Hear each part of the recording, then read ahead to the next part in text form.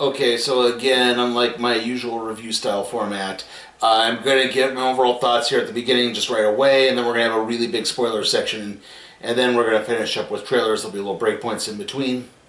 Are we good? Okay, so these are my overall thoughts. Overall, I am going to give Eternals an A. I think it does a really good job handling very, very esoteric Jack Kirby material in a very mainstream manner. It's very relatable. The characters are all pretty well rounded. There's great chemistry with the cast. The action scenes are really well done. So I think Chloe Zhao has done a deft form of handling very hard to relate to material. We'll get into that more into the spoiler section. If there are any drawbacks, I would say this is very in MCU, if you catch my drift. This would not, if someone were unfamiliar with the MCU, I don't think I would ever show this to them because they make a lot of references to things. I mean, there's the famous one you've seen in the trailer a few times, so I won't get too far into that. But again, that's, I think, a bit, it is kind of inside baseball a little bit. And I would also say that there's a couple of plot holes that don't, I hesitate to call them plot holes, but the little cul-de-sacs that happen here and there where it's like, oh wait, what happened to this character? Where did they go? Don't you think they should have done something here? And I would also say, there's one more thing, I can't think of what it is, but I think I'd have to talk about it a bit more in the spoiler section. But like I said, overall though, it's really enjoyable and I do give it an A.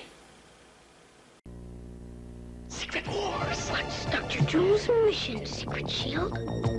Zap Captain America with my Doom Roller. Dr. Doom, Doom Roller, Turbo Cycle, and Captain America each sold separately. Batteries not included. Let's roll. Doom Roller? That Ferris wheel can't stop the Turbo Cycle. Change course, Doom Roller. Now, Turbo Cycle, you're doomed. Doom Roller and Turbo Cycle vehicles from the Marvel Superhero Secret Wars collection, each sold separately. Action figures also sold separately. New from Mattel. Okay, so again, this is the spoiler section. If you don't want to get a whole lot of spoilers, and there's going to be a whole lot of spoilers in this part out. I don't know how long it's going to be, but it's going to be pretty darn long, I'll tell you that.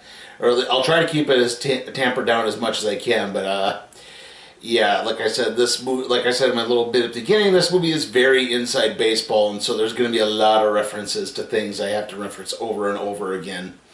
Anyway, so skip ahead to the next little break thing, and then we'll be able to wrap things up a little bit more, okay? Okay, you've been warned. Anyway, so, yeah, let me see if I can try to do this. Basically, the idea is, in the movie, the a chief celestial being called Arasham, created the universe, but then sort of realized, the universe will eventually collapse on itself, so they need to keep creating things in the universe to keep it expanding outward and not retracting, basically. Hopefully you're still with me. So you needed to create other Celestials. He thought, okay, and Arasham basically created these creatures called Deviants to go around to planets to kill the evil predators that prey on life that could possibly become super intelligent and advance evolutionary and do some evolutionary advancement. Unfortunately, the Deviants wound up becoming alpha predators themselves, and they were decimating the population. So he created the Eternals from the planet Olympia and sent them out to take care of the Deviants and again nurture various races on their evolutionary path so they can become super beings. And this was supposed to help save the universe in some way, which we'll get to when we get there, okay? Anyway, there's a branch of the Eternals that wind up coming to Earth. They are Icarus, Circe, Ajax, not Ajax, but you're noticing kind of a theme with these names. Gilgamesh, Sprite, Druig, Mechanara, Kango. I'm trying to think what the other one was. I know there's one more. I said Circe, didn't I? Oh, there's a lot. I'll try to get through all of them. Festos, that's the other one. Festos. Sorry about that. And they're coming, and they arrive on Earth basically early days of the cradle of civilization in Mesopotamia, where they take down a bunch of deviants and they start nursing along the, what eventually becomes the Babylonian Empire, and then the Persian Empire, and then the Greek empires. And so they're kind of going through, and we see them in, Mesoamerica, in Tenochtitlan, where the conquistadors arrive, and this is where things start to splinter apart and the group starts falling apart. Over that time, too, some of them have fallen in love, some of them have had are in these other problems, and Athena actually starts flipping out for some reason and attacking the other Eternals, and Ajax, who's Selma Hayek's character, basically says she has, broken weary, or something like that. Yeah, broke weary. And, it's like these things are clouding her mind, and she needs to get her mind wiped at the ship. And she doesn't really want to do that. And Gilgamesh, who cares greatly for her, says, no, I'll try to coach her through this. Let's try to keep her memory intact. And as this is happening, Druig himself is starting to get a little disillusioned. He says, we're here killing deviants, but, the conquistadors are wiping out the Aztecs over here. Why aren't we stopping that? Shouldn't we stop that? And in fact, we then get to the modern day, where Circe, who at one point was married to Icarus, and they broke up somewhere around 5,000 to 2,000 years before that. And now she is dating a young man. She passes herself off as a history professor at a university in England, where she is dating another professor named Dane Whitman, who goes on to become a Marvel superhero called the Black Knight. See, I told you there's a lot to deal with this, and they're talking about the blip and certain aspects that the effect that that's been having on the Earth. And as that happens, a deviant emerges and attacks, and then Icarus comes to save both Circe and Sprite, because they were basically living together in London for a brief time. Icarus comes back to save them, and this is where Circe fills Dane in on everything. Basically, when you see that she's explaining everything, where Dane Whitman is asking, well, why didn't you take care of Thanos? Why didn't you prevent this from happening? And so she says, that all happens like the first 20 minutes. That's all, yeah. Anyway, oh boy. Yeah, basically, the Eternals have a rule that they're supposed to help along the evolutionary path, but they can't do anything that might, for lack of a better term, deviate. They're only supposed to kill the deviants, because they're the ones that interfere in everything. And anything else, humanity needs to kind of find on its own. So, if that means taking on Thanos, if that means taking on, if that means World War II, World War I, like I said before, the conquistadors and the Aztecs, they have to kind of let nature take its course there. And so from that, it's like, okay, well, this deviant attacked us, so we need to go find Ajax. So they leave Dane Whitman back in England, because he disappears until about the midpoint of the film again, where he tries to contact Circe, but nothing really comes of it. I'll get more into Dane Whitman later. Okay, but then they said, we need to get to Ajax. They reach Ajax's home in South Dakota, and she is dead, killed by a deviant. And they notice that the deviant that they fought in London had regenerative powers similar to Ajax's regenerative powers. And they said, oh, could these things have maybe started to learn how to absorb powers, or what's going on here? And so they need to go around, they need to get the others, they need to get Kango from India, they need to get Gilgamesh and Athena from Australia, they need to get Festos from Chicago, and Bakara, who's deaf and super fast. She's actually back in Iraq, or what used to be Mesopotamia, staying in their ship just reading endlessly because she got bored, I think. And anyway, as they're doing this, and they have more encounters with these deviants that keep popping up, Gilgamesh is killed, and one of them absorbs his abilities and absorbs his memories, and suddenly realizes what's going on, because Circe basically got picked to Ajax with her last bit of strength, made Circe the new leader of the Eternals, and now she can get in contact with Asheram. And basically, Circe, I'm trying to think what it is. Circe learns what the exact plan is. Basically, you help the planet move along to a certain evolutionary point, it generates enough power, it generates enough strength, that it awakens a celestial seed. A new celestial, in this case one named Tiamat, will hatch out of the planet and destroy it, but that's okay because that celestial will go on to create like 3 or 4 new galaxies and solar systems, and so basically they'll create, quadrillions, in more lives, so that the universe will be able to expand again. And that's what all of the Eternals have been doing, and there is no Olympia. They've all been, basically, they were created in a place called the World Forge, and their memories from each of their planets they visited are stored, and then every time a new celestial emerges, an emergence, as they call it, takes place, it causes, they get called back, and their minds are wiped, and so that's why it's like, you've done this hundreds of thousands of times before, you just don't remember because we wipe your mind and store them away in this kind of library type place. And added to all of that, what happened was when Thanos eliminated half the universe with the Infinity Gauntlet, well, when they brought everyone back, it caused this enough power to suddenly cause the emergence to start happening, and that's what's going on now. And so they're kind of getting through that. They're trying to figure out, like, well, we don't want the Earth destroyed, and they're kind of in this rock and I think that might be one of the problems with this.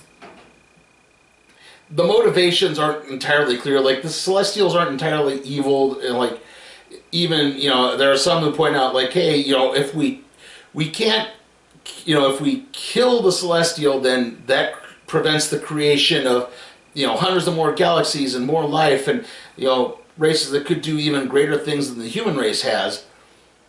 But at the same time, it's like, well, yeah, but we like Earth. We like the human race. We don't want it to see destroyed. And and space travel isn't to the point where, we can just take everyone and move them to another planet. So that's kind of the idea with the rock. I don't think it's explained very well. And then this is where the big reveal happens, which is that in reality, Ajax had filled Icarus in way back in ancient Babylon what the idea was. And he has been loyal to the mission ever since, even though Ajax had started to have second thoughts. And it turns out that while he was on his little sojourn trying to, again, help Icarus has been apart from the others for so long, and, he had been on this weird sojourn, and it turns out because of all the climate change happening, certain deviants who were frozen in the polar ice cap are now freed, and he basically kills Ajax. He sacrifices her to the deviants so they absorb her powers. And later, Gilgamesh is killed, and the deviant absorbs his powers, and it gives him some clarity as to, he suddenly learns, wait, this is what you've been doing, like, we're just nothing but tools, you think we're the bad guys, but you're just as bad as us, because you're sent to wipe us out, and then to wipe out an entire world. Like, we were just, we might have gotten a little misguided, but, you're not that much better. And, yeah, hopefully you're all with me. So, yeah, eventually Icarus turns on them, and then the kind of subplot with Sprite is, I guess, that's the other big one. I will say Liam McHugh as Sprite, I think, again, one of the better performances in all of it. Possibly the best overall performance. The actor who played Festus, his last name's Henry, I can't remember his first name, unfortunately. He was really good in this, too. So, yeah, Festus, I'll get to Sprite in just a minute. Festus, I guess the big hubbub is he is openly gay. He sort of turned his back on humanity after he's kind of helped develop the atomic bomb and realized the damage it could cause. Like, his idea was, he was always, like, way too far ahead of humanity when we got here. Like, he wanted to build the steam engine in ancient Babylon, and like, no, these people aren't ready they can't handle that type of power just yet. And, it sort of shows that it comes back to bite him, because he developed the atomic bomb, and, well, you know what happened there. But, he met someone who showed him that humanity is worth being with and being a part of, and they settled down in suburban Chicago. But the idea with Sprite is basically trapped in the body of a 12-year-old. they are, and I have to say they because they are very non-binary. Their gender is supposed to be ambiguous, even though they're played by an actress. The Sprite is, like I said, trapped in a body of a 12-year-old. It's like, I can't meet people, I can't befriend people, I can't fall in love with someone because, they'll grow up and they'll look like they're, boinking a 12-year-old. I'm stuck here. And, it's also sort of hinted that basically Icarus and Circe fell in love, they got married, they broke up a couple thousand years ago, but Sprite has been in love with Icarus this whole time, and it's just kind of this, she's very upset. They are very upset that, again, they're getting the short end of the stick again. And so they decide to side with Icarus. Pango also sides with Icarus, but he won't, fight alongside him. He doesn't want to fight, but he's the one who points out, hey, again, if we let Tiamat be born, how many more galaxies, how many more worlds, how many more, lives get to be created? And it's like, but again, we like Earth. And so, yeah, he's very kind of, I'm just not taking a bit of this. However, the others decide they're going to try building this device called the Unimind. And because Circe has, earlier when she took on a deviant, she killed it by turning it into a tree. Starts channeling a bit more power there. Where the big emergence, where the Celestial is coming out, it's... Now, in the Tiamat actually is a character in the comics. He's a Celestial that popped up in the San Francisco Bay and has just been standing there the whole time. This one has Tiamat in the Gulf of Mexico. So, yeah, that's where they are. Icarus starts trying to interfere. Sprite tries to interfere. The other ones kind of each pull trickeration to get them to attack, or to trip them up. The other deviant shows up and squares off with Thena, who kills it after it tries to trick her by being Gilgamesh. And then... oh boy. Yeah, sorry. Where was I? Basically, Tiamat starts to emerge. Circe starts trying to turn to stone. Icarus stops her, but then suddenly realizes that, yeah, he's been the douche the whole time, and he... while he loved her, he never quite understood the love that she had for the other human beings, and, he can blast her away, he just can't. He suddenly realizes, again, that he's the bad guy, so he elects to, power her and allow her to freeze Tiamat in stone permanently in the ocean, where it's just a head and a hand coming up out, and he then flies off into the sun. It turns out that being connected to Tiamat boosted Circe's power greatly, so she is able to basically make Sprite a human, so Sprite will be able to grow up and, live a normal life. And so Sprite winds up moving in with Pango, who is a Bollywood star, I should point out. And that's the one thing, like, Pango opts out, and you think, like, oh, he's going to come back for the climax, and he doesn't. That's where that little weird cul-de-sac happens. Like, shouldn't he have shown up back too? And again, we get references to Dane Whitman being a part of this, but he's not really a part of this. There is a bit at the end, which I will get to. But yeah, everything seems to be normal, but then Arasham starts calling the others back, even though there's two groups of Eternals that happen after that. Druig, Makana, and Thena go out to try to find other Eternals and see if they're in kind of the same situation, and hey, maybe we can work together to do something. And then when they leave, suddenly Arasham calls the other Eternals back, and he says, okay, you've decided to, not allow a new Celestial to emerge. I need to know why, so I'm going to scan all your memories, and if the Earth is truly worth protecting, I'll spare it. But if not, you're doomed. And unfortunately, this is happening right as Circe is talking with Dane Whitman, and he's trying to explain his family legacy. And during the credits, we see him take out the ebony blade, which, of course, is the powerful sword of the Black Knight. And he's reaching it, trying to take it, and he's like, I need this. the family's apparently been warns him to not do it. And as he's reaching, you suddenly hear this off-screen voice saying, "Are you sure you want to do that?" And but that's not the big one. The big one that happens is it's actually in the mid-credits, and it's, again, we see the ship streaming through space. They realize that Arasham has called the others back because they haven't heard from them in 2 weeks and they don't know what's going on. And they're like, okay, well, what do you need to do? And it's at that point that 2 new Eternals come on. The first is Pip the Troll. It was a character in the Marvel Cosmic Universe. And the other, he's there to announce the Prince of Titan, the brother of Thanos, Eros the Eternal, a.k.a. the immortal Star Fox, played by Harry Styles.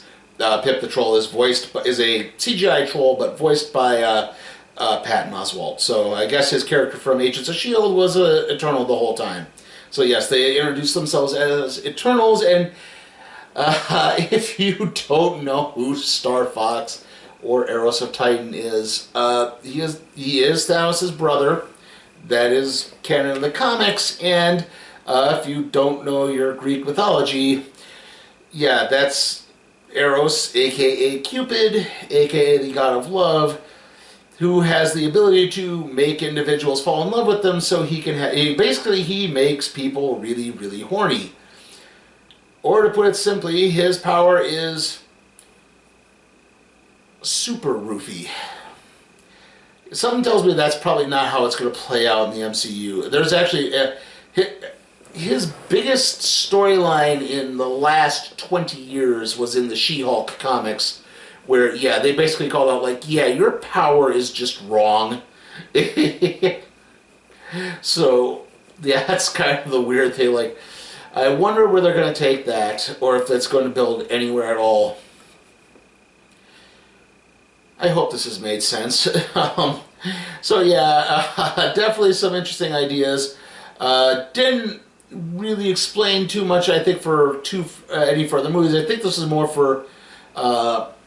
I'm trying to think of it. I'm sorry. Eternals 2. Maybe they could show up in Guardians of the Galaxy Volume 3. I mean, you think Adam Warlock could play a big role in this as well, so maybe. But other than that, I can't say for certain. Okay, so that should end the spoiler section. We'll be back with the trailers pretty quick here. I got claws. I can use them. Who said that? Mutants must rule. Did he say that? Optic blast fire. They all said that. They all talk. Introducing Marvel Talking Superheroes and X-Men. This is mine. They make sounds, too. 3 separate voice sound activators let you control what they say. Die, Spider-Man. And do. I want to eat your brain. Spider sense tingling. Marvel Talking Superheroes and X-Men. Each sold separately from Toy Biz. Okay, trailer time, and we finally have mostly new trailers. We did get a couple of... it was pretty even keel, I'll just say that. The first one is the 355. That's the big ensemble female-led spy movie with Jessica Chastain and Lupita Nyong'o and Penelope Cruz and someone else who I can't remember. Yeah, it looks fine. It doesn't look too bad, I guess. After that, we had Resident Evil Raccoon City. It's a Resident Evil movie. I guess this one's hewing a little bit closer to the games, hopefully. After that, we had Ghostbusters Afterlife again. Then Morbius. Oh boy. Yeah, it's understandable why that movie got pushed back to January, because I just have bad feeling. I don't think that's even going to be like Venom enjoyable. Then we had Matrix Resurrections again, and then we ended on Spider-Man No Way Home. Okay, so the next video is going to be the random trade review on Executive Assistant Iris Omnibus Volume 1. Sorry, it's a mouthful. The next movie review will be Encanto, but in between that, we're going to be reviewing Season 2 of Animaniacs on Hulu. There might be, I might finally get that other Madden video done, hopefully soon. See you all next time.